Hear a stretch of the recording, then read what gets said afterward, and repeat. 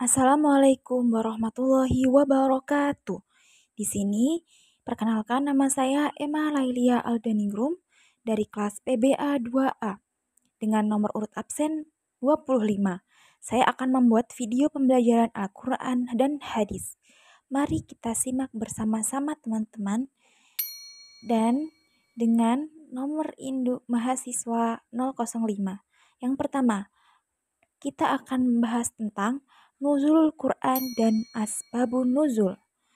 Seperti yang kita ketahui, nuzulul Quran adalah turunnya Al-Quran. Sedangkan asbabun nuzul adalah sebab-sebab diturunkannya suatu ayat Al-Quran. Nuzul Quran. Nuzul Quran terdiri dari kata nuzul dan Al-Quran yang berbentuk idofah.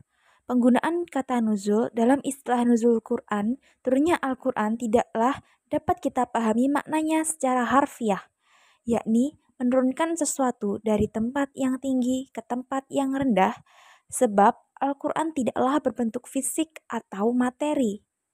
Tetapi, pengertian nuzul Quran yang dimaksud adalah pengertian majazi, yaitu penyampaian informasi wahyu kepada Nabi Muhammad SAW dari alam goib ke alam nyata melalui perantara malaikat Jibril alaihissalam. Jadi, nuzulul Quran itu adalah menyampaikan informasi. Sedangkan perbedaan kitab Al-Quran dipandang dari aspek proses penurunannya sangatlah jauh berbeda dengan kitab-kitab wahyu lainnya. Sehingga karena alasan perbedaan tersebut, sikap meragukan sumber munculnya teks wajar ketika dipertanyakan oleh orang-orang kafir. Karena pasalnya dalam Al-Quran, Allah mengabadikan pertanyaan mereka. Yang kedua, kita akan membahas tentang asbabun nuzul, yaitu sebab-sebab diturunkannya suatu ayat Al-Quran yang biasanya mengenai beberapa peristiwa atau kejadian serta sejarah pada masa lampau.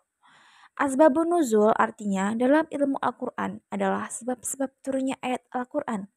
Asbabun nuzul diambil dari bahasa Arab, di mana asbabun nuzul yang artinya adalah sebab-sebab turunnya Al-Quran. Hal yang dimaksud di sini adalah ayat Al-Quran. Sementara itu, asbabun nuzul artinya juga Latar termasuk belakang. dari setiap ayat Al-Quran memiliki latar belakang sebab turunnya ayat tersebut dari Allah SAW untuk Rasulullah SAW sampaikan kepada umatnya. Ada beberapa bentuk asbabun nuzul, misalnya mengandung kisah-kisah Nabi, peristiwa atau kejadian tertentu, ataupun berawal dari sebuah pertanyaan sahabat Nabi atau seorang yang hidup di zaman Rasulullah. Sehingga dengan adanya asbabun nuzul tersebut bisa menjawab apa yang hendak dicari dalam Al-Quran. Klasifikasi asbabun nuzul. Ada banyak sekali contoh asbabun nuzul, artinya adalah latar belakang turunnya ayat Al-Quran. Sebab setiap ayat dalam Al-Quran memiliki sebab-sebab tersendiri mengapa ayat tersebut diturunkan oleh Allah Subhanahu wa Ta'ala.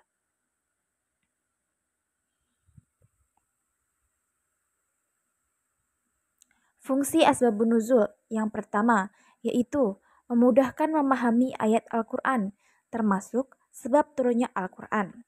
Yang kedua, mengambil hikmah atau pelajaran di balik kejadian atau peristiwa turunnya Al-Quran. Yang ketiga, mengetahui hikmah tentang persyariatan terhadap hukum dalam ayat Al-Quran.